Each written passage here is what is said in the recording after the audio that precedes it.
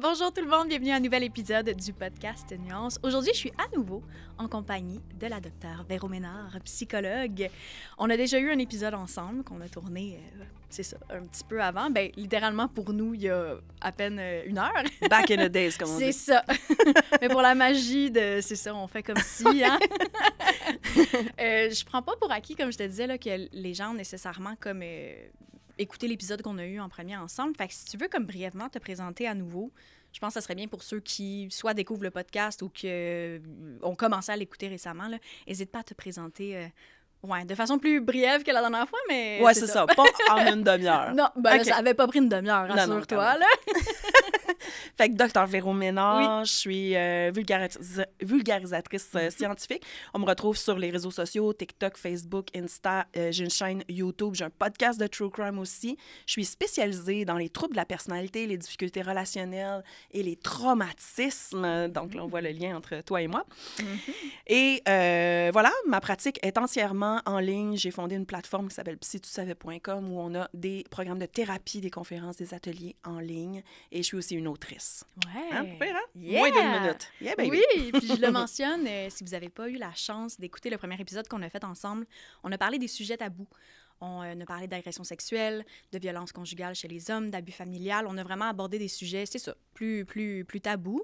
Puis j'ai profité du fait que t'es psy, forcément, pour approfondir ce genre d'histoire-là.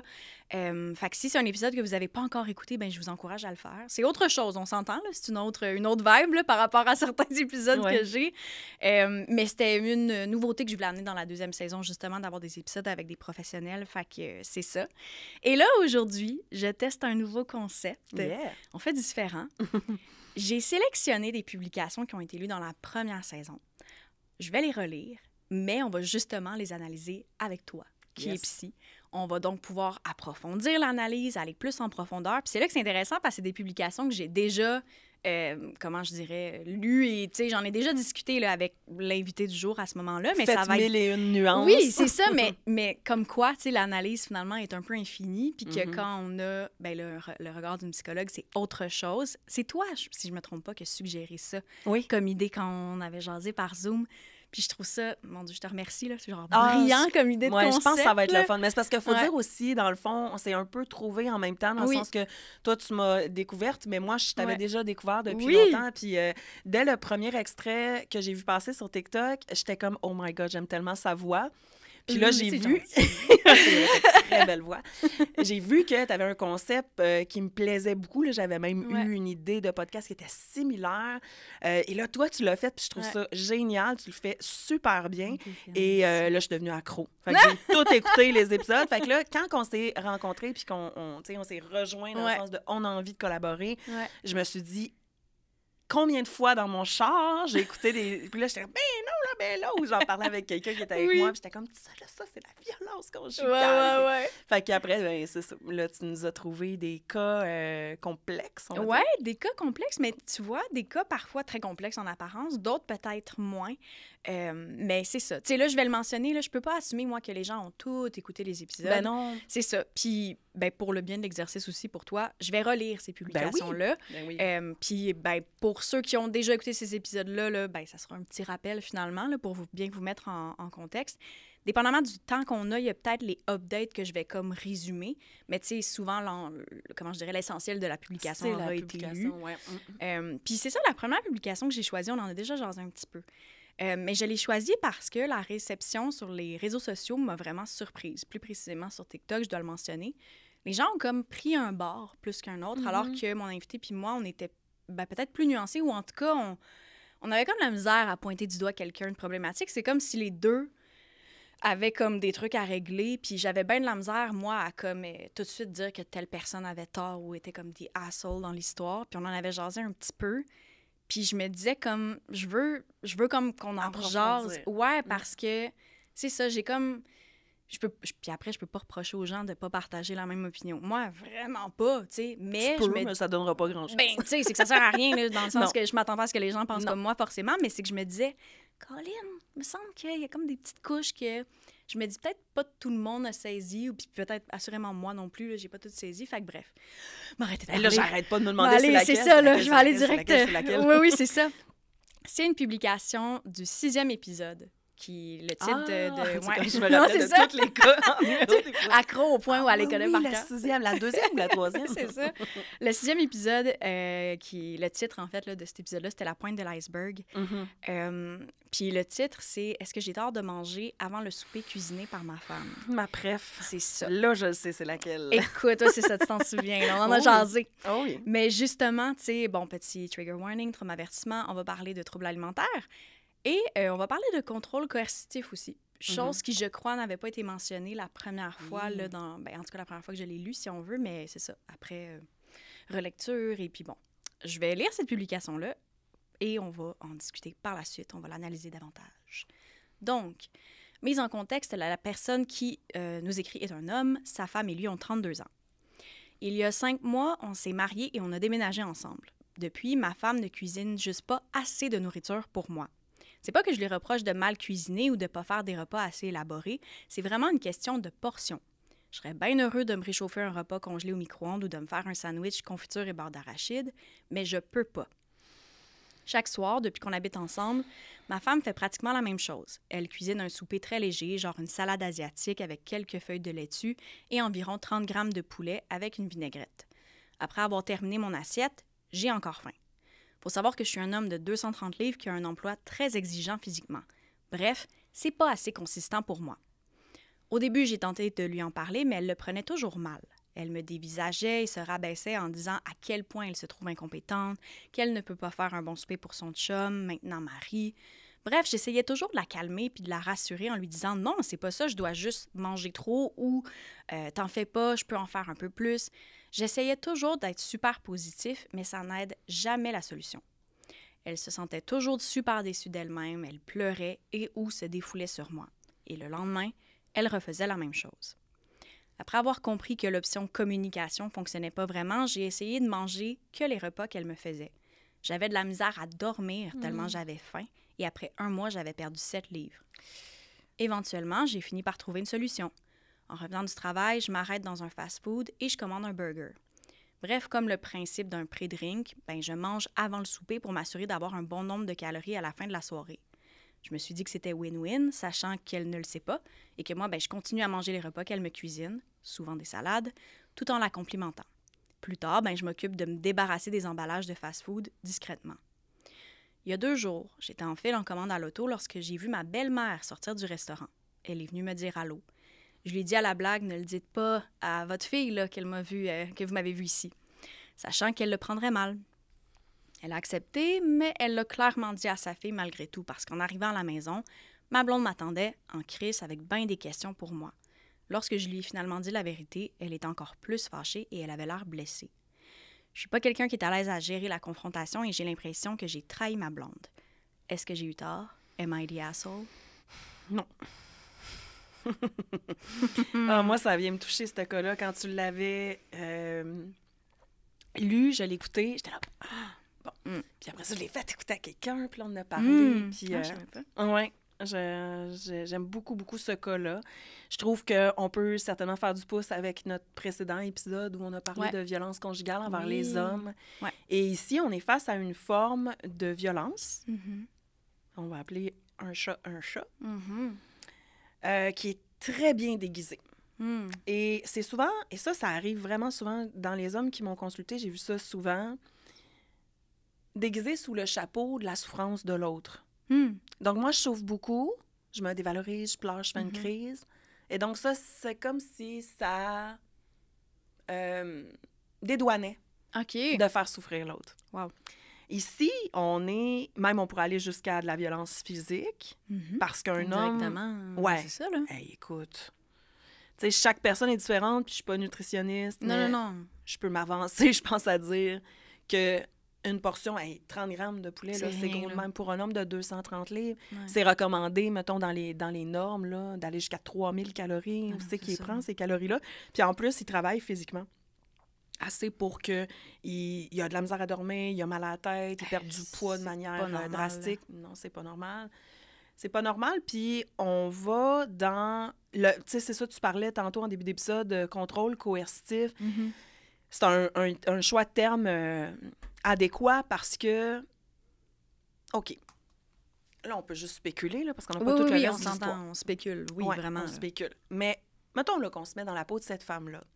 Qu'est-ce qui fait en sorte que tu pourrais vouloir contrôler ce que ton chum mange, mettons?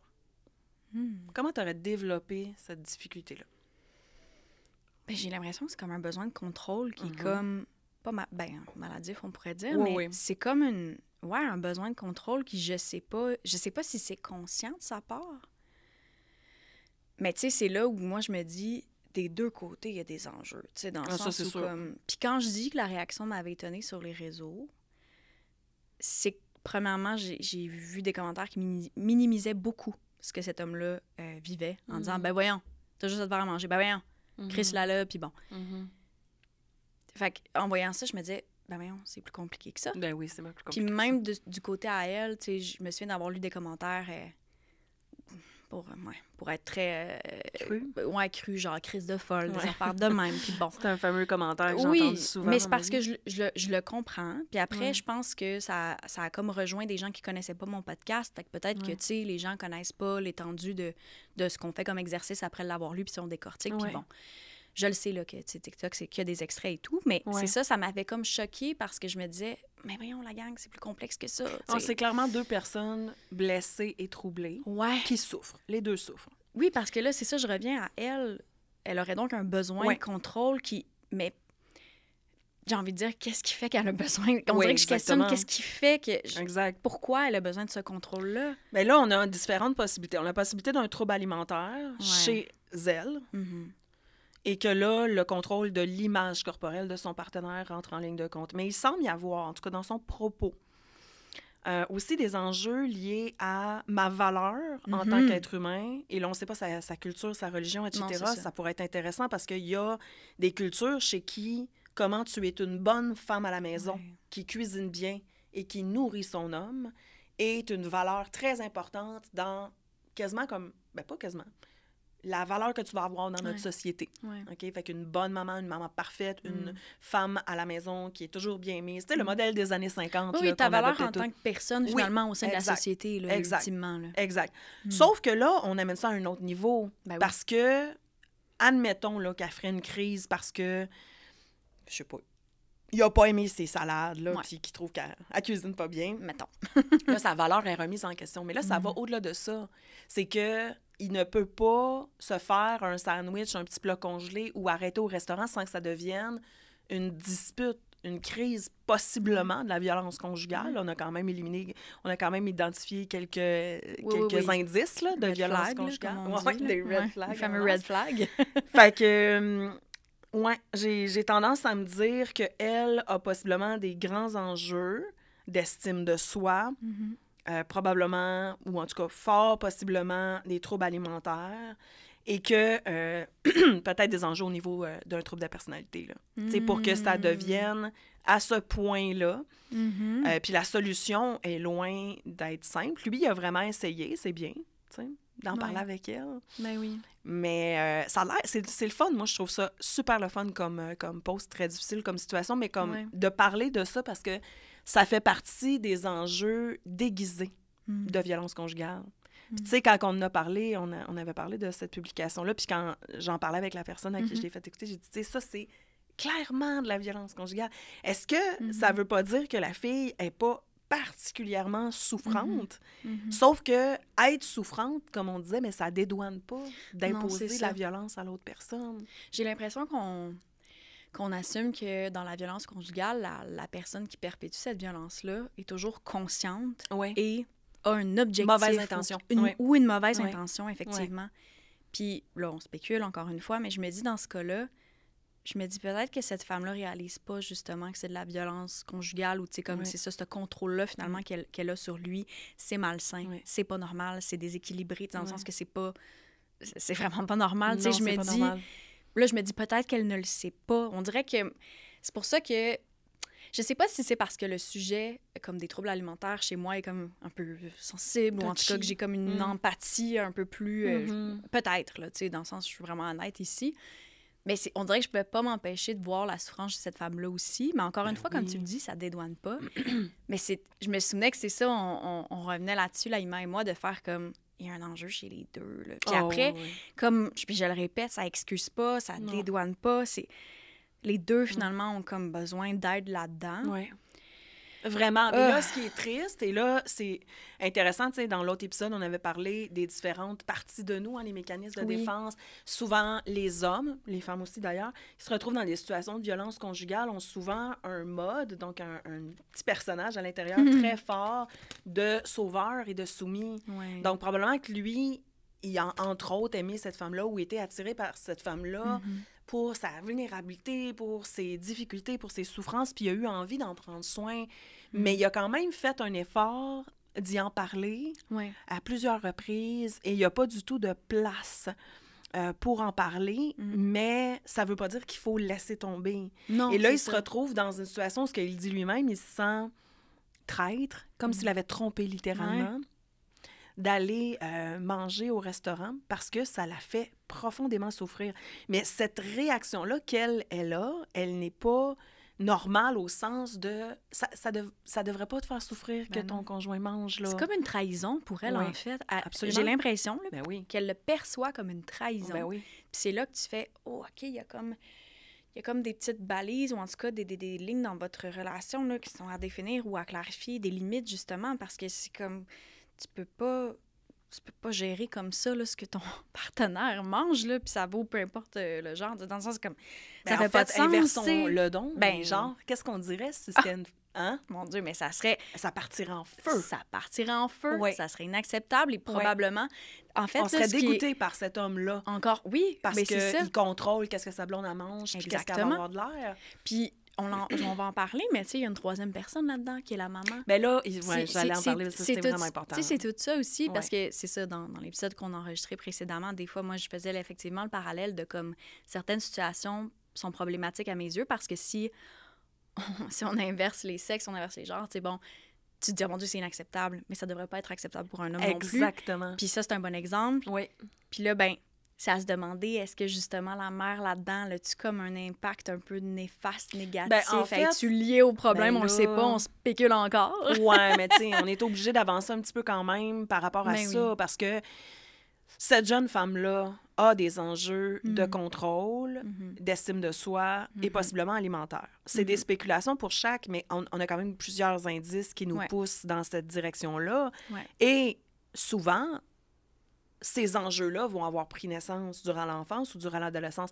Donc, si c'est pas la faute à sa mère à proprement parler, peut-être que sa mère, elle a contribué. Je pense notamment au fait qu'elle pogne son gendre, défaut. Oui, je le dirai pas. À servir, elle appelle sa fille. Fait que tu vois déjà qu'il y a un petit quelque chose en lien avec ça. D'autre part, ça peut être, par exemple, je dis n'importe quoi, mais mettons, cette jeune femme-là, quand elle était plus jeune, son père faisait toujours des commentaires sur son corps, sur son apparence physique. Puis là, elle s'est mise à contrôler tout ce qu'elle mangeait. Puis la mère, témoin de ça, ne fait rien du tout pour empêcher ça. Fait que ça peut être à ce sens-là qu'elle a contribué, la mère. Mais clairement, il n'y a pas personne dont tous les besoins affectifs ont été bien répondus durant l'enfance, puis qui est sain d'esprit, avec aucun problème mentaux, qui va aller contrôler tout. Puis la symbolique est forte. Souvent, on a vu des dynamiques de troubles alimentaires interreliés aux abus sexuels. Parce que, oui, ça fait partie... En fait, 30% des personnes qui ont un trouble alimentaire ont vécu des abus sexuels parce qu'il y a un enjeu de... On a intrusé, on a fait du mal, on a forcé mon corps. Et donc, je vais choisir ce qui va rentrer dedans ou pas. Et donc, il y a des enjeux de contrôle liés à vraiment l'intrusion. Tu sais, c'est bien plus profond que l'image corporelle. Ça peut l'être, là. Mais c'est un peu comme une reprise de pouvoir, mais qui tu sais, parce qu'on s'entend, là, c'est pas... Comment je dirais, c'est pas une reprise de pouvoir que j'encourage nécessairement, mais c'est ça l'objectif à quelque part. Oui. Courte. Ouais. Donc, ça fonctionne au très court terme, de la même manière que l'automutilation ou que l'automédication ou que la consommation d'alcool élevée. Si je consomme de l'alcool parce que j'ai une colère incommensurable, quand je vais boire, elle va peut-être s'apaiser temporairement, puis demain matin revenu, mais en plus avec les désavantages au court, moyen, long terme que l'alcool va m'amener. Bien, les troubles alimentaires, c'est la même chose. Fait que la stratégie, elle est efficace maintenant, mais artificiellement. Et elle va apporter d'autres problèmes où on perd justement grandement le contrôle, que ce soit dans la boulimie, hyperphagie ou dans l'anorexie mentale. On arrive avec des grands problèmes. Et qu'en est-il du contrôle chez notre partenaire? On dirait que j'ai goût... Quand on a des troubles alimentaires, c'est particulièrement souffrant. C'est une souffrance qui prend naissance ailleurs, parfois dans des traumas, d'autres fois dans autre chose, qu'on doit soigner. Mais quand elle se propage jusqu'au contrôle de l'image ou de l'assiette de l'autre personne, c'est pour ça que tu avais aussi cette intuition-là. Il me semble qu'il y a comme quelque chose de vraiment wrong avec ça. C'est parce qu'on dirait que moi, je me... Tu sais, c'est ça, vous commencez à me connaître, là. On dirait que moi, c'est ça, j'aime voir les nuances, je sais que les gens sont complexes, puis je me disais, voyons, elle peut pas juste vouloir le contrôler pour le contrôler. Non. C'est impossible. Non. C'est pas... pour moi, ça faisait pas de sens. Non, ça fait pas de sens. Fait que c'est là que je me disais, qu'est-ce qui explique? Qu'est-ce qui est en dessous? Puis quand on en avait parlé avec Laïma, tu sais... c'est ça, on avait comme de l'empathie pour les deux, finalement, puis on se disait comme, des deux côtés, il faudrait qu'elle cherche une forme d'aide. Ah oui. Mais après, c'est ça, c'est pour ça que je voulais en reparler, parce que des fois, on est rapide sur la gâchette à faire, oui, mais là, clairement, c'est elle le problème, ou c'est lui le problème. Mais tu sais, les choses sont toujours plus complexes, puis des fois, on fait des trucs sans nécessairement comprendre d'où ça vient, ou le besoin que ça vient combler, le pourquoi, le comment, tu sais, c'est tout ça, fait que je trouve ça le fun comme concept aujourd'hui de comme, tu sais, revoir là, certaines des nuances par-dessus des nuances. Écoute, à l'infini, mais pour en avoir, là. Et là. Ah, mais je suis contente. J'hésite pour la prochaine. On dirait que j'ai comme envie de te donner le choix. Je peux te donner les titres. OK. Puis tu me dis ce que tu préfères. OK, shoot. J'aimerais qu'on revienne donc soit sur « J'ai découvert que mon chum mettait des limaces dans ma nourriture et je ne sais pas comment le pardonner. » Donc, possibilité 1. Cet épisode-là, je me rappelle qu'est-ce que j'étais en train de faire quand je l'ai écouté, là. Je montais une bibliothèque. Ouais. Ou possibilité 2, est-ce que j'ai eu tort de trouver du réconfort auprès de la sœur jumelle de ma femme décédée? Oh, J'ai envie de te laisser choisir. Oh non, attends, parce qu'on manque de temps, c'est ça? Pas nécessairement, c'est que j'ai juste encore. Tu sais, c'est parce que j'ai comme le goût de, tu sais, y a-tu de quoi qui te démange, que tu dis, mon Dieu, oui, tu sais, comme... Je sais pas. C'est sûr qu'il y en a une plus longue que l'autre, mais écoute... Les deux, on a des gros problèmes. Ça. Houston. Mais comme je te dis, c'est ça, Houston. Mais en même temps, tu sais, dans le sens que si on en fait 2-3 aujourd'hui, ça sera ça, puis on refera un épisode où on refait le concept. T'sais, moi, je veux qu'on prenne le temps aussi, mais c'est pour ça que je te donne le choix. Tu sais, il y en a une qui est instinctivement... OK, allons-y avec les limaces. Yes, sir. OK. Je suis excitée. Je suis excitée. C'est bizarre de dire ça, là, mais c'est juste que, tu sais, c'est tellement particulier, là. Mais oui. Bon, je vais faire un trigger warning, trauma-avertissement. Il va être question de sabotage alimentaire. En anglais, c'était écrit food tempering. Fait que sabotage alimentaire, honnêtement, là, c'est un peu moi qui l'ai pas inventé, mais je sais pas si c'est le bon terme. Abus émotionnel, abus psychologique. Si vous êtes en train de manger, je vous dirais que c'est peut-être pas le bon moment pour écouter ça. Si vous avez un estomac sensible, faites attention aussi. C'est une publication qui était dans le 10e épisode. Et donc, c'est ça. Je vais redire le titre. « J'ai découvert que mon chum mettait des limaces dans ma nourriture et je ne sais pas comment le pardonner. » Ça donne un avant-goût. Je suis une femme de 22 ans. Mon chum en a 24. Ça fait 4 ans qu'on est ensemble. Je ne l'ai jamais pogné à faire quelque chose comme ça auparavant, mais j'ai remarqué qu'il a commencé à agir de façon étrange depuis environ un mois et demi. Il a d'abord commencé par mettre des fruits sur le sol dans le jardin. Je trouvais ça un peu étrange, mais il disait qu'il nourrissait la famille de souris dont le nid était dans le cabanon. Je trouvais ça cute, fait que je l'ai aidé. Il y a 2 semaines, j'ai remarqué qu'il était plus gentil que d'habitude.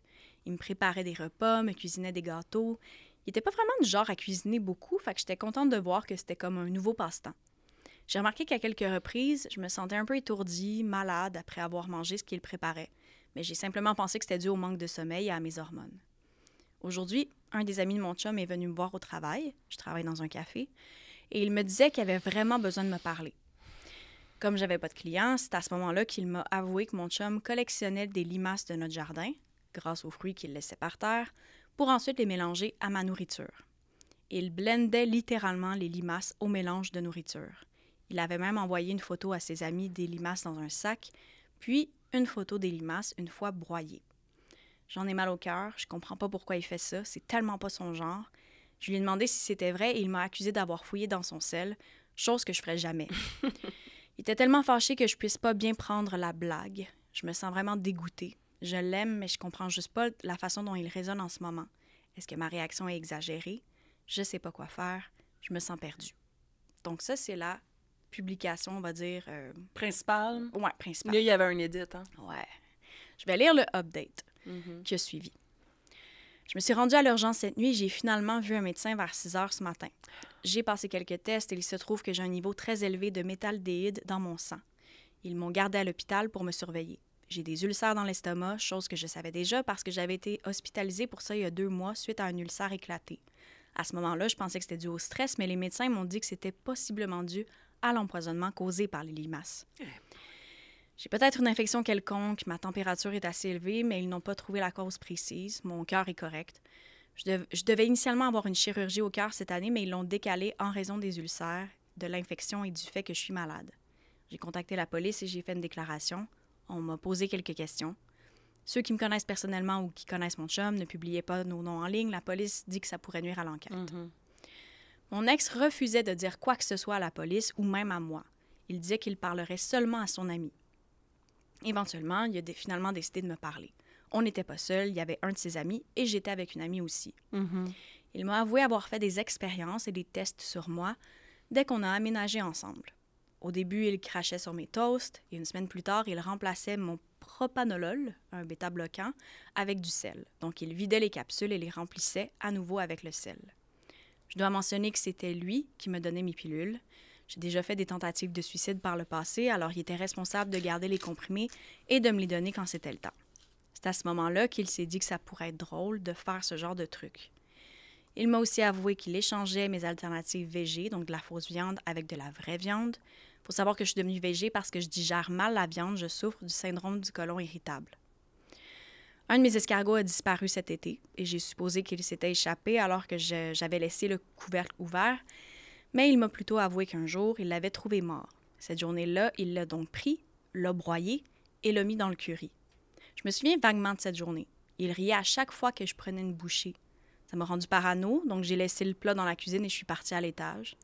Il est revenu un peu plus tard avec le plat en expliquant qu'il avait simplement mis trop de chili dans le curry et que c'était pour ça qu'il riait. Maintenant, je réalise qu'il avait probablement mis beaucoup de chili simplement pour couvrir le goût de mon escargot. Il a aussi avoué avoir pris ma brosse à dents pour la mettre dans la toilette, mais il trouvait qu'il était allé trop loin, alors il l'a lavé par la suite. J'ai l'impression que tout ça est juste un rêve, on dirait que c'est trop intense, trop réel. Ben oui. Je sais pas trop ce qui va se passer au niveau juridique. Il dit qu'il ne sait pas pourquoi il a fait ça, qu'il m'aime réellement et qu'il se sent obligé de le faire. Je souffre moi-même de troubles obsessionnels compulsifs. J'ai aussi des impulsions, je peux comprendre ça. Il m'a dit qu'il aimait vraiment prendre soin de moi, qu'il sentait que c'était sa raison d'être et qu'il n'avait pas voulu me faire du mal. Il m'a promis qu'il ne ferait plus jamais de mal à nos animaux. Non, je vais relire la phrase. Il m'a promis qu'il ne ferait jamais de mal à nos animaux. On sous-entend donc qu'il n'a jamais fait de mal aux animaux. Là. Je crois qu'il était peut-être trop stressé avec mes problèmes de santé mentale. C'était peut-être trop dur pour lui et ça aurait déclenché quelque chose. Ouais. T'as pas ce cas-là aussi qui avait eu un trouble de personnalité antisociale? C'est exactement là que je m'en allais. T'as une bonne mémoire. Je pense que je vais je t'écoute quand tu parles. Écoute, tu m'écoutes, maison. Je pense que je vais effectivement résumer parce que je veux qu'on ait le temps. Mais oui, en fait, dans les commentaires, à un moment donné, la femme a comme répondu à quelqu'un. Et donc, elle mentionne que son chum a été diagnostiqué avec un trouble de la personnalité antisociale. Oui, on va parler de ça. Puis le gars a avoué finalement qu'à ses yeux, c'était la seule façon comme...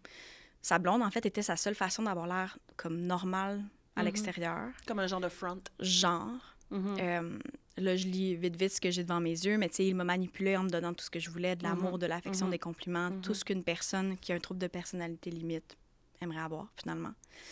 Il l'a testé aussi de façon émotive, en l'ayant trompé une première fois, juste pour voir sa réaction. Ah oui, c'est vrai, ça, j'avais oublié. Ouais. Et bien là, elle l'avait pardonné. Puis c'est à ce moment-là qu'il a commencé à faire les expérimentations avec la nourriture pour voir quand est-ce qu'elle commencerait à être malade. C'est ça. Bon. Et bon, il y a une phrase que je vais la mentionner, là. Elle dit c'est un psychopathe et il donne une mauvaise réputation aux personnes qui souffrent de la personnalité antisociale. Si je vais la lire. J'étais pour la dire. Ben, c'est ça, je vais la lire parce que je pense qu'elle est importante. Puis là, c'est ça. Elle dit que ce gars-là savait qu'elle était vulnérable, considérant sa santé physique, sa santé mentale. Dans le fond, lui, c'était comme son prochain aidant. Mais finalement, c'est ça. C'était pas vraiment un prochain aidant.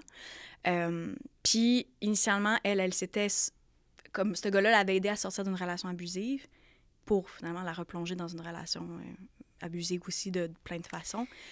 Et donc là, c'est ça. La notion de personnalité antisociale, je suis curieuse d'en entendre parler parce que je pense pas que ce soit... tu sais, dans le sens, il doit en avoir bien plus qu'on pense, là, des gens qui ont ce trait de personnalité-là. Je peux pas croire que ça, c'est comme... Tu sais, fait que je trouvais ça important de la dire. Tu sais, il donne mauvaise réputation aux personnes qui souffrent de la personnalité antisociale. Je le répète encore et encore. OK. C'est rare que je dois être tranchée dans des opinions, mais là, c'est sûr qu'on est face à quelqu'un qui a clairement des traits de psychopathie. C'est un psychopathe. Quelqu'un qui est prêt à changer tes médicaments et à mettre des animaux ou des insectes dans ta nourriture pour le plaisir. On est dans la psychopathie pure et dure. Sauf que, savais-tu, pour ceux qui nous écoutent à l'audio, ils ne voient pas qu'on a le DSM-5. Dans le DSM-5, le manuel qui nous aide, les psychologues, les psychiatres, à poser des diagnostics auprès des patients, le mot psychopathie n'est pas une étiquette diagnostique. OK. C'est quoi le terme? Trouble de personnalité antisociale. Ah, OK. Quand elle dit ça, c'est parce qu'elle ne sait pas, elle ne connaît pas ça, mais dans le fond, tu sais, mettons tous les psychopathes que j'analyse là, dans mon podcast de True Crime, sur papier, on va dire d'eux qui sont psychopathes. Les scientifiques, les chercheurs, puis tout, on utilise le terme psychopathe, mais le terme psychopathe, c'est plus comme un syndrome, admettons, alors que dans le trouble de personnalité antisociale, on va retrouver les traits autant du sociopathe que du psychopathe. J'allais demander, là, mini parenthèse, mettons la différence entre psychopathe et sociopathe. Je vais te faire ça en une phrase. Le psychopathe réfléchirait et aurait des intentions vraiment mal intentionnées de vouloir faire du mal ou de tirer du plaisir à faire du mal ou à contrôler l'autre, alors que le sociopathe va être plus impulsif. Il va vouloir, par exemple, un tueur de masse ou un tueur qui n'a pas du tout de décorum et de signature et qui va juste impulsivement agir impulsivement. Ouais. On a supposé pendant un temps, durant la science, que la psychopathie se développait en lien avec, dans le fond, la génétique et que la sociopathie serait en lien avec des expériences sociales de trauma. Aujourd'hui, on sait que c'est pas vrai. Autant dans la psychopathie que la sociopathie, il y a des aspects génétiques, il y a aussi des différences neurostructurelles, par exemple une différence au niveau de l'amygdale ou du cortex préfrontal qui peut être là, ainsi que la transmission, par exemple, de syndromes génétiques comme le syndrome XYY, qui peuvent se transmettre, mais que juste ça tout seul, c'est pas assez pour devenir un psychopathe. Ça prend aussi la combinaison avec des traumatismes, des expériences de vie, par exemple, de violence ou de négligence.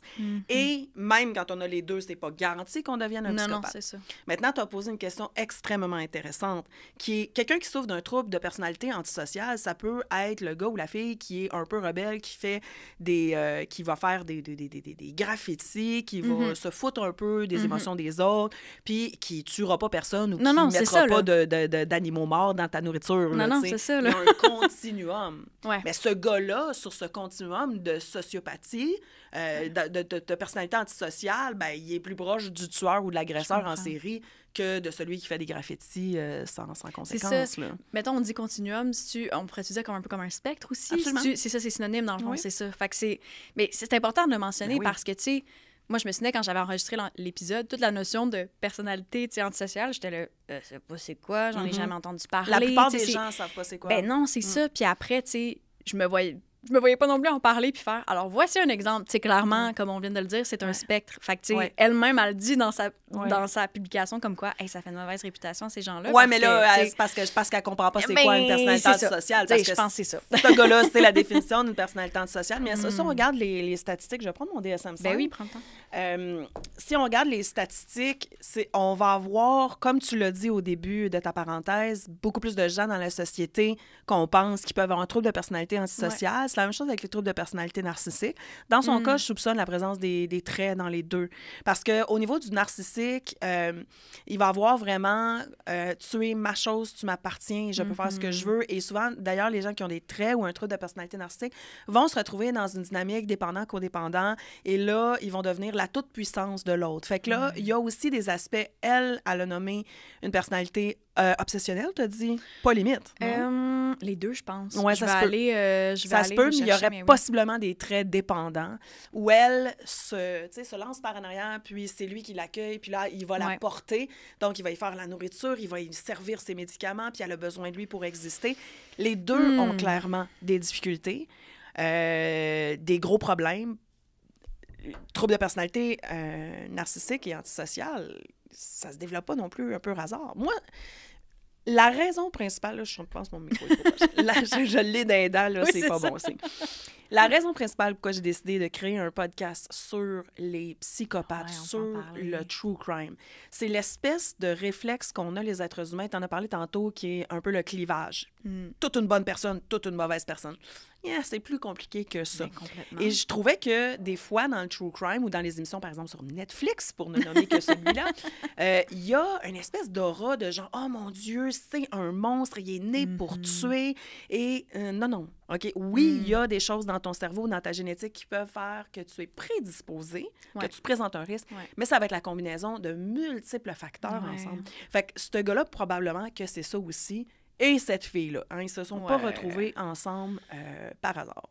Mais je peux te laisser chercher dans le livre, mais je vais en profiter pour parler de ton podcast, justement, parce que moi, j'ai seulement eu la chance d'écouter le premier épisode, mais je dois dire, j'écoute pas tant de true crime. On dirait que je pense que peut-être que ceux que j'ai écoutés par le passé, on dirait que je trouve ça glauque, on dirait que l'énergie, je suis comme... C'est lourd! Ouais, c'est ça, je trouve ça lourd, puis ben c'est ça, tu sais, bon... Après, quand c'est dans de la fiction, aucun problème, mais tu sais, là, c'est ça, true crime, je veux dire, ça le dit dans le titre, là, tu sais. Mais j'ai écouté, donc c'est ça, le premier épisode, puis je te l'ai dit tantôt, là, hors cam, mais il y a tellement de préparation. Ta voix est super le fun à écouter, puis l'angle, je vais le mentionner parce que je trouve ça important, l'angle est dans aussi le respect des victimes, des familles, puis tu l'as mentionné dans le premier épisode, je sais pas si tu le rementionnes à nouveau, mais tu sais, la notion de comme, souvent, les familles veulent comprendre, en fait. Puis j'aime la façon, justement, que tu abordes ça dans ton podcast parce que c'est de comprendre. C'est pas que d'aller dans un extrême puis de faire « on va tout expliquer à quel point ce que, par exemple, Ted Bundy a fait, puis nanana, puis comme aller dans le dégueu, j'ai envie de dire. On comprend des affaires, on remet en perspective, on en apprend sur sa vie, puis... Moi, j'ai trouvé ça super intéressant. Fait que, bref, j'encourage les gens à aller écouter ton podcast. Là. C'est vraiment pertinent. Puis forcément, en étant psy, là, c'est le fun parce que tu as un autre regard. Là, c'est d'analyse psychologique. Je parle aussi de neurosciences. Non, mais c'est ça. C'est genre, mon Dieu, je suis vraiment en train de... Je parle, là, mais c'est parce que, tu sais, j'en connais pas tant là, des podcasts de true crime, mais tu sais, de ceux que je connais, tu sais, puis c'est rien pour enlever quoi que ce soit aux autres podcasts. C'est juste, c'est pas la même ambiance. C'est sûr que quand c'est des amis qui en jasent versus, tu sais, comme toi qui est psy, puis qui... C'est pas la même chose, puis après, on peut aimer les deux. Là. Je suis pas en train de dire que l'un est meilleur que l'autre, mais je dis aux gens, allez découvrir ton podcast Psychocrime. Bref. Psychocrime podcast sur toutes les plateformes. Mais merci. Ben justement, dans le Psychocrime podcast, j'en parle souvent du trouble de personnalité antisociale parce que bien sûr que la plupart des meurtriers en série qui ont été arrêtés et condamnés ont été aussi évalués. Et c'est un diagnostic qu'on observe chez pratiquement tout, bien que là, je viens de sortir un épisode sur Jeffrey Dahmer. Oui, c'est ça que j'ai vu ce matin. Oui. On est plus face à un trouble de personnalité limite parce qu'entre autres, en tout cas, on écoutera le podcast. Oui, c'est ça. Mais là, j'ai le goût de lire les critères diagnostiques, puis ça va te permettre de voir comment, justement, à un bout du spectre, on peut avoir quelqu'un de très différent que cet homme qui... qui est à l'autre extrême. Là. Bon appétit en passant tout le monde à la maison. Oui, c'est ça. Je vous avais averti, là.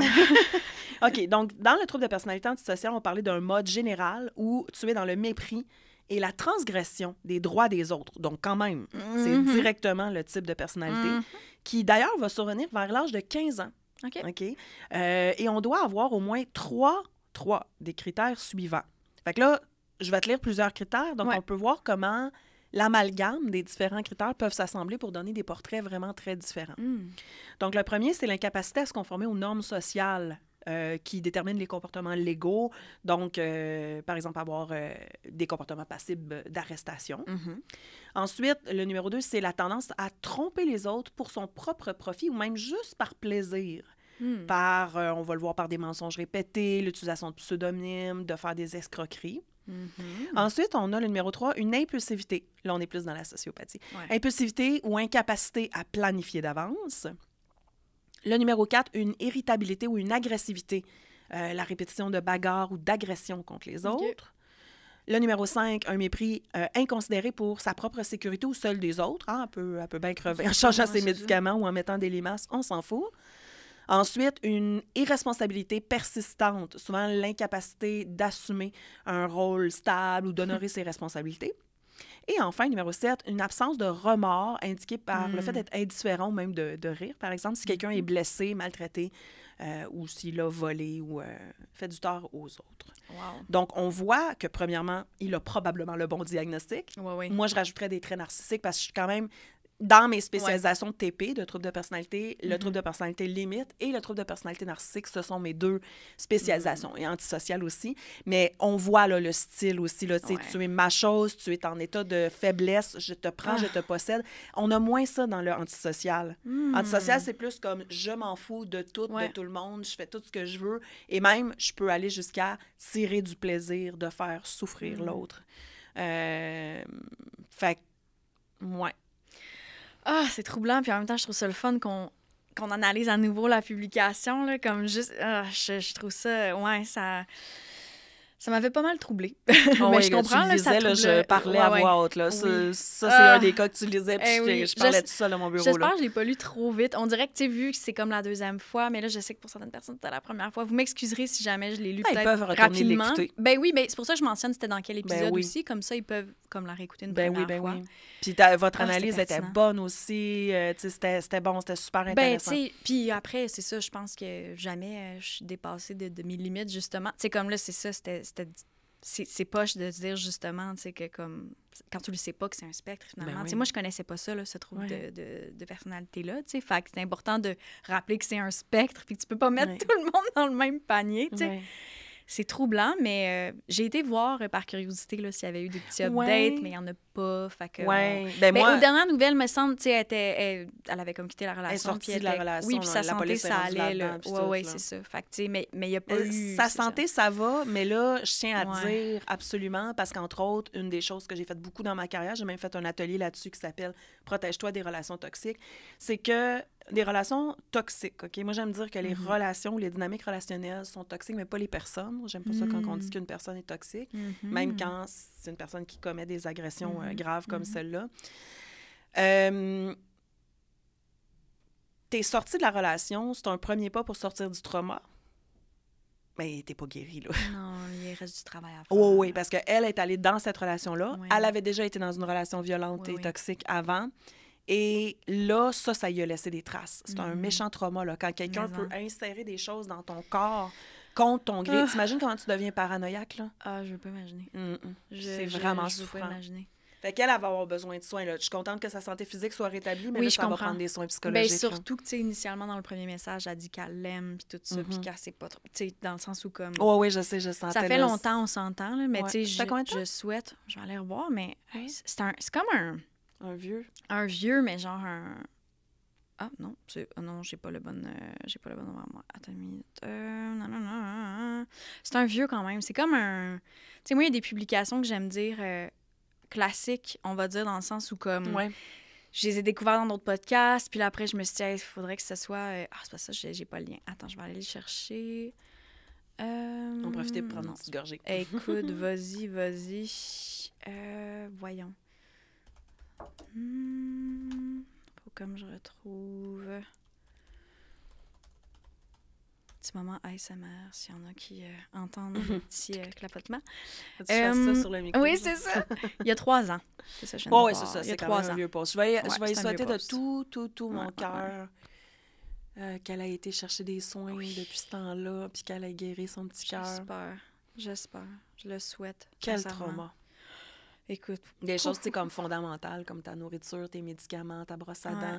C'est comme tous les recoins, tu sais, de ton esprit, de ta vie quotidienne qui sont pourris par ça, tu sais. Ça pourrait prendre longtemps dans le guérir. Oui. Ben en même temps, tu sais, c'est ça. Là, on se dit que tout ça a été dévoilé au grand jour, puis on va espérer qu'elle a, entre-temps, là, c'est ça, entrepris toute forme de démarche, mais je le souhaite. Écoute, on va terminer avec... Est-ce que j'ai eu tort de trouver du réconfort auprès de la sœur jumelle de ma femme décédée? Ben écoute, je le prends. On dépassera de 5 minutes. Désolée, Laurie. Mais non, je sais qu'on dépassera pas trop non plus, mais on dirait que je tiens à comment faire une petite troisième, là, quitte à se dire qu'on est un petit peu plus concis. Mais comme je te dis, je pense qu'il va falloir qu'on refasse un épisode du genre parce que c'est trop... De toute façon, tu sais, moi, je vais continuer à faire des épisodes. Fait que là, on va pouvoir revenir sur des publications du début de la saison 2. Bref. On fera peut-être un petit live aussi. Oui, ça serait le fun. Sur nos TikTok. Oui, on en avait parlé comme possibilité, mais oui, full. Faut qu'on se revoie. Écoute, ça c'est clair, là. Ça, c'était déjà statué, inquiète pas. Ouais, c'est ça. Fait la publication que je terminerai là, pour c'est ça, cet épisode-là d'analyse, c'était dans le 19e épisode, fait qu'un petit peu plus récent. Ouais. Et c'est ça, j'ai déjà nommé le titre. La personne qui a écrit la publication est un homme, il n'y a aucun âge de mentionner. Il y a 8 mois, ma femme est décédée dans un accident de voiture, laissant derrière elle notre fille de 3 ans et moi-même. Dans les semaines qui ont suivi son décès, j'étais trop déprimée pour faire quoi que ce soit. Comme je n'étais pas capable de m'occuper de ma fille comme il le fallait, ma belle-sœur, donc la sœur jumelle de ma femme, est venue s'installer chez nous pour m'aider. Alors qu'on pleurait tous les deux la mort de ma femme, une chose a mené à une autre, et on a fini par coucher ensemble. Après cette première fois, on s'est sentis hyper coupables, mais rapidement, on a réalisé que ça nous aidait à surmonter cette épreuve. Elle ressemble tellement à ma femme que lorsque je suis avec elle, j'arrive à oublier ce qui s'est passé. Je sais que c'est une forme d'apaisement temporaire, mais c'est un apaisement quand même. Elle a fini par croire qu'elle faisait la bonne chose en m'aidant à passer au travers de tout ça. Elle m'aide à être un meilleur père pour ma fille. On couche ensemble régulièrement depuis. Naturellement, je me sens vraiment tiraillée. Personne ne peut savoir ce qu'on vit, ça pourrait détruire la famille. En même temps, ça m'a vraiment aidée à ne pas avoir d'idées suicidaires et je suis vraiment un meilleur père depuis. Je ne sais pas si je suis prêt à arrêter cette relation. Aidez-moi à voir les choses de façon objective, à quel point c'est fucked up.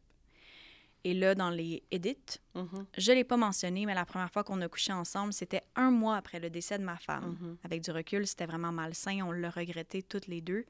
Ça s'est reproduit que 2 mois plus tard, et depuis, on n'a pas arrêté. Et dans le update, rapidement, il a essayé d'en parler à cette femme-là, à sa belle-sœur. Inévitablement, ils ont couché ensemble. Il mentionne qu'il ne pense pas pouvoir arrêter cette relation bientôt. Puis, il y a des gens, dans le fond, en commentaire qui faisaient des remarques par rapport à l'impact que ça pourrait avoir sur sa fille. Puis, dans le fond, leur relation est privée. Donc, c'est ça. Je pense qu'il n'y a comme aucune démonstration devant l'enfant dans cette histoire-là de ce que moi, j'ai déduit. Donc, voilà. Il demande de façon objective à quel point c'est fucked up. Oh, c'est tough, c'est tough, c'est tough, c'est tough.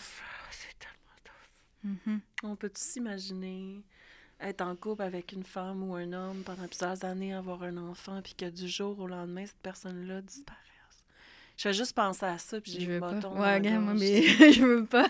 Non. C'est très, très, très, très, très dur. La détresse d'un deuil subi, hein, c'est une autre forme de traumatisme aussi. En laissant derrière une petite fille, tu sais, sans maman, c'est terrible. En même temps, on sait, en tout cas, je pense qu'aujourd'hui, on sait que les jumeaux, les jumelles ont une connexion spéciale. Ils sont très proches les uns des autres, souvent, pas tout le temps, mais moi, mon père souvent. est un jumeau. En tout cas, c'est vrai? Ouais, mon père est un jumeau, puis ouais. Genre, next level, là, son... Mais c'est quand même, tu sais, quand tu penses que t'étais dans le ventre de ta mère, parfois dans la même poche. Oui, c'était le cas, je pense, pour écoute... c'est vraiment particulier. Mais c'est pour ça aussi que, comme, ben, la publication est particulière, tu sais, elle m'intéressait. Mais ça... Puis... Toi, qu'est-ce que t'en penses? Ben, ultimement, là, comme, je me souviens quand je l'ai lu avec mon ami... C'était pas la même ambiance que là, aujourd'hui, avec toi. Dans le sens que c'était très... Non, mais je sais pas si tu te souviens, c'était... En tout cas, c'était léger avec mon ami, puis c'était juste comme... On venait de faire une publication un peu plus légère. Fait que l'ambiance, c'était pas la même. Puis forcément, tu sais, lui, il demande de façon objective à quel point c'est fucked up, puis on avait répondu, ouais, c'est fucked up. Mais après, je minimise pas sa peine, puis son... Leur peine. Leur peine, oui. Je minimise pas leur peine, puis ultimement, je le sais que c'est des adultes qui sont consentants, puis que... à proprement dit, tu sais, il y a comme rien de mal. Je suis toute d'accord avec ça. Maintenant, dans le... Comment je dirais? Dans le temps, tu sais, il a couché avec elle pour la première fois 1 mois après que sa femme soit décédée. Je trouve ça tôt. J'ai l'impression, en fait, que... Puis il a mentionné que c'est un apaisement temporaire. Ben oui. Je me demande s'il fait pas juste, c'est ça, transférer certains trucs. Puis en fait, c'est qu'il prend pas le temps de réellement... passer au travers du deuil. Je trouve ça particulier qu'il mentionne que comme elle ressemble tellement à ma femme que j'oublie. Moi, c'est tout là que je me disais c'est un petit peu tricky.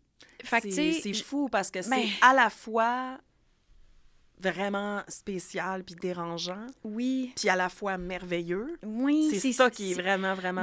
bizarre un peu dans l'histoire. Mais c'est parce que beaucoup de gens, puis je parle des commentaires, je trouve ça important parce que dans le fond, ces publications-là ont été lues, il y a eu un retour, puis c'est ça, c'est ça correct, ton podcast, là. Complètement. Ça part d'une publication sur laquelle exactement. il y a plein de... Mais tu sais, beaucoup de gens, mettons, pas sur Reddit. Sur Reddit, les gens allait plus dans l'angle de ouais, tu sais, j'irais consulter, c'est pas tant normal, non. Tu sais, pas c'est pas tant normal, mais juste comme ça cache d'autres trucs, tu sais.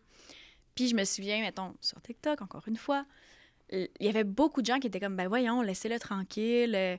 S'il est heureux là-dedans, pourquoi pas? Si ça l'aide à passer au travers de son deuil, pourquoi pas? Puis oui, ultimement, vivre et laisser vivre. Tu sais, ils font pas... Ouais, puis après ça, lui, il a on fait s'en fout, un post pour avoir la vie des gens. Oui, c'est ça, fait exactement. Puis tu sais, je veux dire, ils font pas de mal à personne, mais je pense pas qu'ils s'aident dans le moment présent. Fait que moi, c'était là que j'étais comme, je suis curieuse d'en parler avec toi parce que c'est pas que je pointe ça du doigt en faisant « Franchement, c'est la sœur jumelle », puis c'est pas cet enjeu-là. Non. C'est vraiment que je me dis, est-ce qu'ils passent réellement au travers de leur deuil? Ou... Tu sais, c'est ça. Puis après, tu sais, je me dis, il y a comme une grosse souffrance. Puis tu sais, il a dit, j'étais un meilleur père. Puis il y a comme pas eu... Ça l'a aidé à ne pas avoir d'idées suicidaires. On s'entend, là, je dis oui, à quelque part, ça a un impact positif. Mais sur le long terme, je suis comme... Oh, à un moment donné, il va falloir dépoussiérer tout ça. Ben oui, c'est ça. Parce qu'en fait, c'est comme si c'était les deux de ce que tu viens de dire. Est-ce que les deux peuvent cohabiter ensemble, coexister? Oui. Est-ce que c'est à la fois super fucked up puis on va avoir un problème tantôt? Oui. Puis à la fois merveilleux puis une chance qu'il y a ça parce que les deux seraient morts de tristesse? Oui. Fait que là, les humains ont bien la misère à dealer avec deux extrêmes comme ça. En fait, tu sais, dans l'autre épisode, j'ai parlé un peu des cartons BAM, c'est des différents personnages qui habitent à l'intérieur de nous. Puis souvent, une raison pour laquelle les gens vont venir consulter, c'est qu'ils sont, admettons, je vais prendre ton enfant en colère qui veut absolument pas que tu fasses X, Y, Z, puis en même temps, ton critique qui exige que tu sois parfaite, puis en même temps, ta sauveuse qui donne tout à tout le monde puis qui se soumet. Et là, ça crée des grands conflits internes. On n'aime pas ça être partagé en deux pôles aussi extrêmes, mais dans une situation aussi traumatique, aussi difficile que perdre ta sœur jumelle ou perdre ta femme et la mère de ton enfant aussi brutalement. C'est très traumatique et c'est très difficile. J'ai vu dans ma carrière quelques fois des couples qui se sont formés d'un grand deuil subi et difficile, et c'était merveilleux parce que les deux âmes esseulées se sont trouvées et ont réussi à s'apaiser puis à guérir à travers ça. Mais là, on est dans une situation vraiment particulière. Parce que là, c'est le mari de ta sœur et, ou dans le cas de l'homme, c'est une femme qui ressemble goutte pour goutte à ta femme. On va avoir un problème tantôt, là. D'abord, ben, il y a, oui, la famille, mais ça, on en a parlé plus tôt, c'est tel que tel, là, dans le sens que, je veux dire, si vous autres, vous êtes heureux, puis vous réglez vos affaires, puis que vous allez consulter, puis tout ça, puis que les autres sont pas d'accord, ben, on peut faire des choix, mettons. Aussi, là. Oui, complètement. Mais, puis il y a un enfant aussi dans la chose. Mais quand on parle juste de cet homme blessé, nouvellement veuf de manière traumatique, et de cette femme blessée qui a perdu sa sœur jumelle abruptement, c'est extrêmement souffrant, et c'est que là, possiblement, on va se retrouver avec un double souffrance, traumatisme, tantôt. Parce que, est-ce qu'il l'aime pour qui elle est, elle, à l'intérieur? Est-ce qu'elle l'aime pour qui il est, lui? Puis je dis pas que non, là. C'est juste une question que je pose. Mais dès que je la pose, on fait comme... Ouais. Bien, c'est aussi que je me mets à la place de la sœur là, qui couche avec le mari de sa sœur décédée, tu sais. C'est mentionné, là, je pourrais retrouver la phrase, mais tu sais, elle a l'impression qu'elle fait la bonne chose, qu'elle l'aide, tout exactement. ça. Je trouve ça aussi un peu particulier parce que je me dis, bon, premièrement, peut-être qu'elle avait toujours eu une assurance ou peut-être que à quelque part, elle s'était dit, hey, dans son vie, peut-être que cet homme-là m'aurait intéressé aussi. Mais est-ce que tu es vraiment intéressé par cet homme ou on dirait qu'elle fait une œuvre de charité, là. C'est comme un truc comme de, tu sais, la position de sauveur, un peu, justement, comme de se dire comme... Pauvre chou, je vais l'aider, je le dois à ma sœur, sa petite fille. Est-ce qu'elle, elle se valorise là-dedans? Est-ce que ça va combler quelque chose? Mais c'est tout ça où, là, j'ai comme un malaise, puis je pense que je reviens au temps. Tu sais, s'il s'était retrouvé après 5 ans, je dirais pas la même chose parce que là, le deuil aurait probablement, sans dire que tout serait réglé, c'est pas ça que je dis, mais effectivement. Mais il y aurait une bonne étape, tu sais, quand même. Mais on aurait quand même toujours une grande difficulté. Tu sais, moi, j'ai eu des patientes, admettons, qui... leur nouveau conjoint, nouvel ami, nouvelle fréquentation ressemble beaucoup à leur frère, à leur père, à leur ancien conjoint qui a été des agresseurs. Et même s'ils découvrent tout comment l'autre personne est différente, puis tout ça, on reste avec une difficulté. Fait que cet homme qui est confronté à l'image physique de sa femme presque identique aurait des difficultés. Mais en effet, si on était 5 ans plus tard, clairement, 1 mois plus tard, écoute, juste pour te dire, dans le DSM-5... C'est court, un mois, là! Un traumatisme, OK? Tu peux pas poser un diagnostic de trouble stress post-traumatique avant le 30e jour. Parce que dans le premier jour, tu es tellement en état de choc de ton trauma qu'on peut seulement avoir un diagnostic de ce qu'on appelle l'état de stress aigu. Que si les symptômes sont encore là, on aura le diagnostic de TSPT. Mais c'est pour te dire à quel point que dans les 30 premiers jours, on est tellement en train d'absorber comme une éponge le choc traumatique. Mon enfant n'aura plus jamais de mère. La femme que j'aimais, que j'aurais pu passer les 50 prochaines années avec, ne sera plus jamais là, ni dans... Écoute, je m'arrête là, parce qu'on le ressent toutes les deux. Fait que c'est sûr que cette action-là, d'une part et d'autre, c'est vraiment pour se soigner, pour se réparer l'un l'autre. Donc, on a utilisé l'autre pour se soigner. Puis, tu sais, sérieux, il y a plein de couples qui se forment comme ça. Juste le cas dont on vient de parler avant la publication d'avant, ça peut être un exemple de ça. Sauf que là, on est face à quelque chose de vraiment très, très, très rare et très particulier.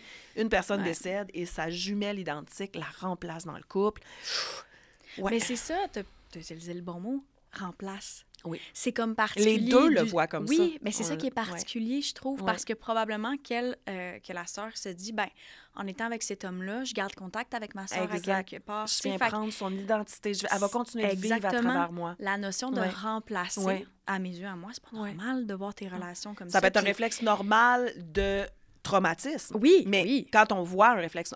La paralysie dont on a parlé dans l'autre épisode aussi, c'est un réflexe normal. Les cauchemars, la dissociation, la consommation, l'automutilation, ce sont tous des réflexes dits normaux d'un traumatisme. Mais est-ce qu'on les laisse aller pour autant? Ben non, on va consulter parce qu'il y a un traumatisme en dessous. Donc, les deux ont besoin de soins et, avec tout mon cœur, même si j'aime les humains puis j'aime quand les humains s'aiment, je pense pas que ça va durer, cette relation-là, malheureusement. Ben, c'est qu'inévitablement, j'ai comme l'impression qu'il voit cette relation-là avec un genre de filtre. Oui. Puis qu'il va comme... Ben, le fil du trauma, là. Oui, mais tu sais, comme à un moment donné, je sais pas comment, mais j'ai comme l'impression que ça va un peu disparaître. Ben puis ce qui va être triste, c'est que là, la vision de l'un sera peut-être pas la même que l'autre. Ben non. Tu sais, parce qu'en ce moment, ils se rejoignent. Oui, en fait, c'est ça. Ils sont un bon l'un pour l'autre. Ils sont bons l'un pour l'autre. Mais sur le long terme, dépendamment de comment ils processent tout ça, comment ils vivent à travers le deuil et tout...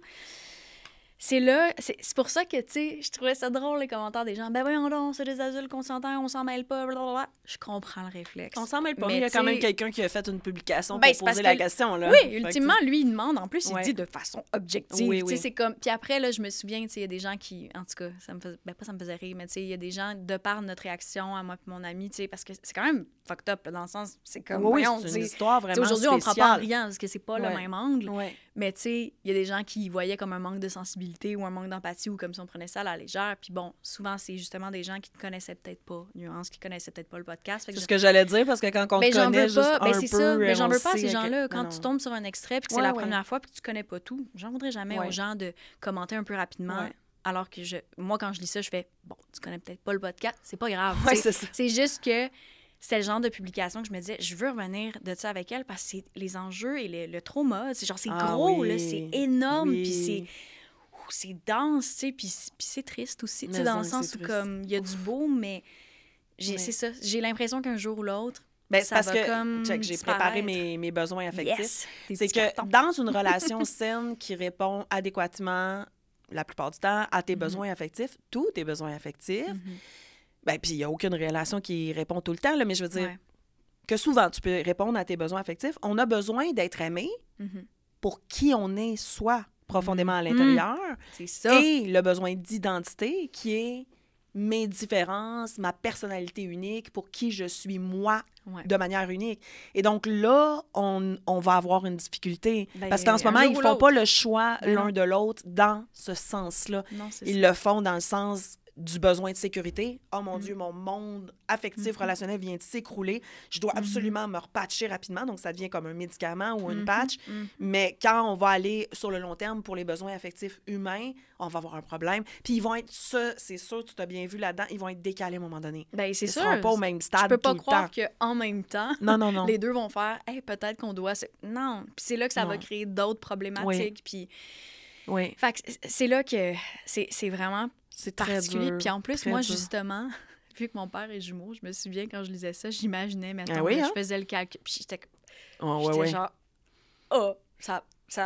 Mais là, en même temps, c'est pas la même chose parce que là, l'enfant dans l'histoire est très, très jeune. Fait que elle n'aurait pas conscience d'eux. Moi, je suis adulte aujourd'hui, mais... Non, mais tu pourrais facilement, par exemple, moi, j'aime spéculer, là.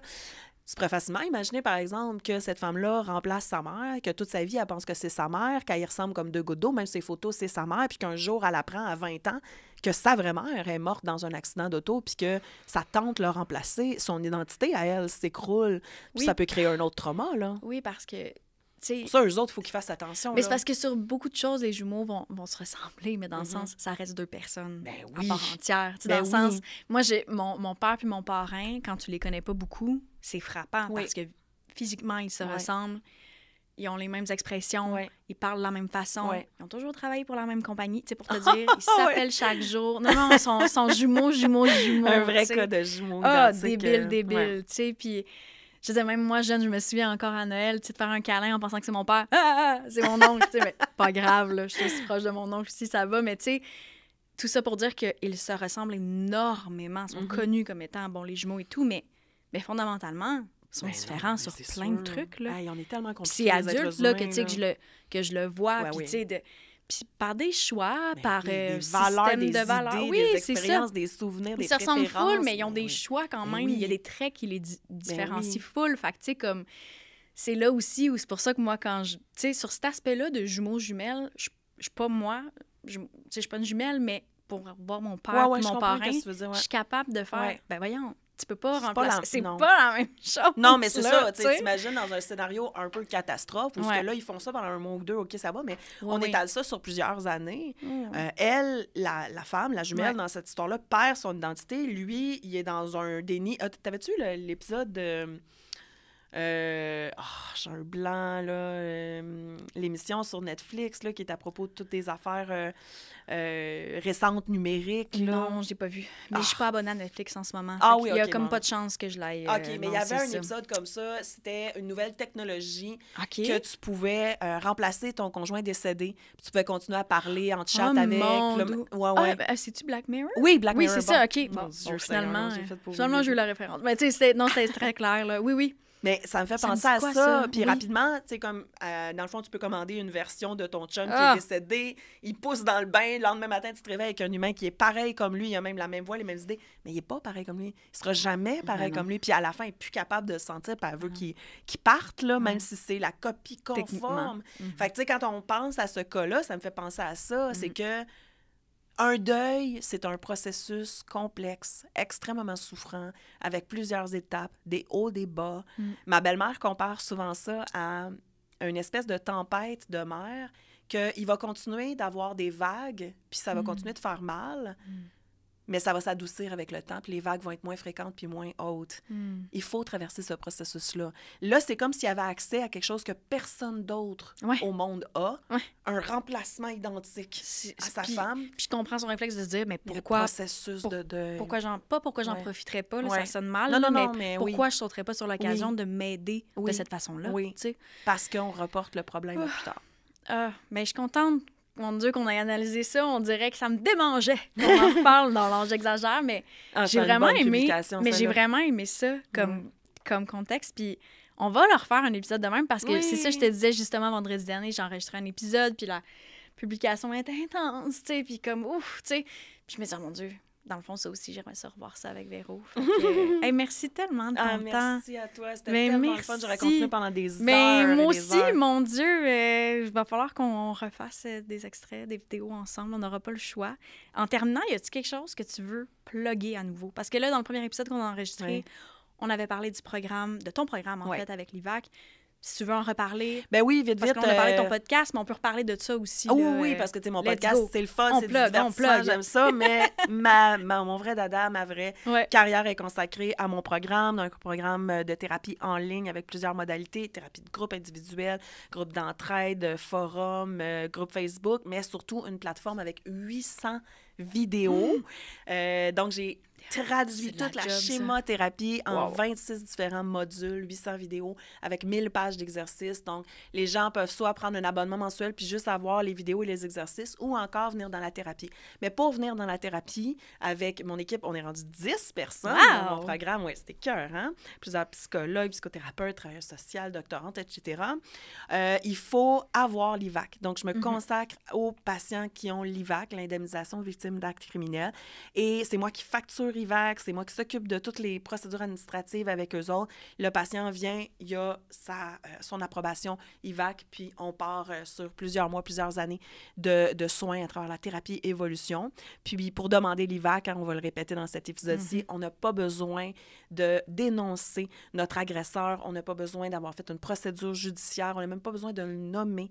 Quand on fait notre demande, tout se passe en ligne à l'IVAC. Si tu as été victime de violences psychologiques, physique, sexuelle ou autre, que ce soit lointain dans ton passé ou tout récent, tu décris un peu ton histoire, même pas besoin de nommer ton agresseur, tu fais ta demande auprès d'IVAC. Puis une fois qu'il t'envoie, nous avons accepté ta demande, tu as droit à des services de psychothérapie, ben tu as juste à amener ta lettre puis à venir me voir. On peut te suivre sur les réseaux sociaux ou ta chaîne YouTube, let's go, là. Oui, bien c'est docteur, donc dr.vero.psy, mais on mettra les liens, je pense. Oui, on va mettre les liens. Oui, inquiète pas, on va tout mettre ça. Docteur Véro Psy, en fait, quand tu fais la recherche, quand même assez connu sur TikTok, j'ai 50 000 followers. J'adore. J'ai une chaîne YouTube. J'ai une chaîne YouTube à part pour mon podcast, le Psychocrime Podcast. Puis, je suis sur Instagram et Facebook aussi. Je suis partout. T'es full accessible. Mais c'est super important pour moi de vulgariser pour donner du pouvoir d'agir aux gens dans la vie. Donc, c'est ce que je fais de mon quotidien. Mais merci aussi pour toute cette accessibilité-là. Je trouve, tu sais, d'offrir tout ça, là, c'est généreux. Puis, on en a déjà parlé dans l'autre épisode, mais j'en reparle là. C'est bien que ça puisse, justement, avec l'IVAC et tout, là. Je trouve ça incroyable. Je trouve ça incroyable. Oui. Merci tellement. Mais là, attends, moi, je veux dire quelque chose. Merci. Merci d'avoir fait ce podcast-là. Quand j'ai vu, je suis tombée en amour bien raide. Merci d'exister. Je pense que tu fais aussi un travail comme moi. Parce que en me donnant une fenêtre comme ça, en parlant des affaires tabou, fucked up, comiques, légères, lourdes, dérangées, troublées, puis tout ça, tu mets aucun jugement. T'es tout en nuance. Le nom de ton podcast, c'est sa coche. Fait que continue ton beau travail, puis moi, je vais venir aussi souvent que tu veux. Hey, t'es fine, merci. je peux le mentionner, là, je l'ai dit, puis je te l'ai dit hors caméra, mais on dirait que notre rencontre a définitivement changé. On dirait le cours des prochaines années pour moi. Là. Je m'avancerai pas trop, là, parce que c'est encore dans des spéculations, puis dans des peut-être que, mais on dirait que il n'y a rien qui arrive pour rien dans la vie. Puis là, c'est ça. Notre rencontre, pour moi, ça aurait été un moment marquant pour la suite des choses. J'en reparlerai probablement au podcast quand ça va être clair et officiel et concret. Là. Je veux pas trop m'avancer, mais ouais, chose certaine, mon Dieu, que je suis contente qu'on se soit rencontrés. Moi aussi. J'aime tellement ça, je suis tellement contente. Moi aussi. Merci d'avoir écouté le podcast. Comme tout le temps, la même petite routine. Si vous voulez laisser des bonnes notes, des commentaires, vous abonner à la chaîne YouTube. Tout ça, comme d'habitude, gênez-vous pas. Et puis, je vous dis à la prochaine, tout le monde. Prenez soin de vous. Bye!